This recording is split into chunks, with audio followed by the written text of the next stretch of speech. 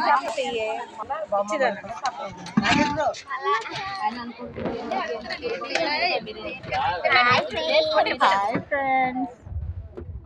Friends, మా వీధిలో అన్నదందరికి ఉన్నాను కదండి. ఇక్కడనే భోజనాలు తింటున్నారు ఒక్కొక్కరు.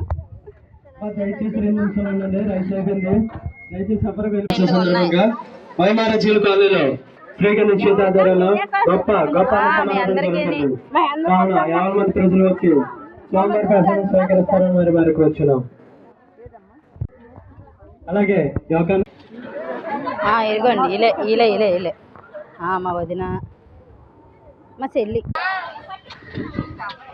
వీడియో తీస్తుంది.